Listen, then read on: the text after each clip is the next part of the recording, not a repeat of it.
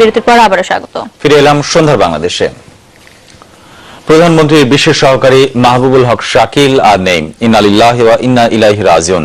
বিকেলে রাজধানীর গুলশানের একটি রেস্তোরাঁয় হৃদযন্ত্রের ক্রিয়া বন্ধ হয়ে তিনি মারা গেছেন বলে প্রাথমিকভাবে ধারণা করছেন চিকিৎসকরা। জিজ্ঞাসাবাদের জন্য 7 কর্মীকে নিয়ে গেছে পুলিশ। বিশেষ সহকারীর মৃত্যুতে শোক জানিয়েছেন প্রধানমন্ত্রী শেখ হাসিনা। আগামীকাল ঢাকা বিশ্ববিদ্যালয় এবং তার গ্রামের বাড়ি ময়মনসিংহে জানাজা শেষে দাফন করা হবে মাহবুবুল হক শাকিলের মরদেহ। দর্শক, রিপোর্টটি এরই মধ্যে আমাদের হাতে এসে পৌঁছেছে, চলুন দেখি।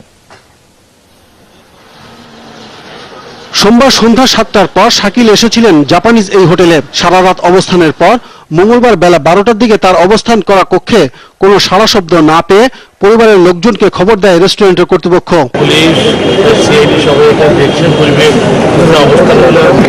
খবর পেয়ে ছুটে আসেন বন্ধু বান্ধব, সহকর্মী, সরকার দলীয় সাংসদ এবং মন্ত্রীরা। 7ই ডিসেম্বর সকাল 11টায়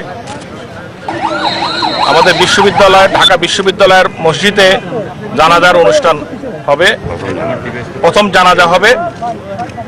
এই জানাজা শেষে তার নিজস্ব বাড়ি ময়মনসিংহ শহরে বাগমারাতে নিয়ে যাওয়া হবে এবং বাদ মাগরিবে সেখানে জানাজা হবে এবং দাফন করা হবে ময়মনসিংহে। এদিকে জিজ্ঞাসাবাদ করার জন্য সামদাদ রেস্তোরাঁর কয়েক কর্মীকে নিয়ে গেছে গুলশান থানা পুলিশ। শাকিল অতিরিক্ত সচিব পদমর্যাদায় প্রধানমন্ত্রী শেখ হাসিনার বিশেষ সহকারীর দায়িত্ব পালন করছিলেন। এর আগে তিনি প্রধানমন্ত্রীর উপ প্রেস সচিবের দায়িত্ব পালন করেন। 1968 সালে ময়মনসিংহে জন্মগ্রহণ করেন তিনি। তার বাবা আইনজীবী, ময়মনসিংহ জেলা পরিষদের সাবেক প্রশাসক ও জেলা আওয়ামী লীগের সভাপতি। মা পেশায় শিক্ষক। শাকিল ছাত্র সংগঠন ছাত্রলীগের সাংগঠনিক সম্পাদক ও সিনিয়র সহসভাপতি হিসেবে দায়িত্ব পালন করেন। আব্দুল্লাহ তুহিন, যমুনা নিউজ, ঢাকা। দেশে যেসব শিক্ষা প্রতিষ্ঠান আর স্থাপনায় স্বাধীনতা বিরোধীদের নাম রয়েছে তা মুছে ফেলার নির্দেশ দিয়েছেন হাইকোর্ট।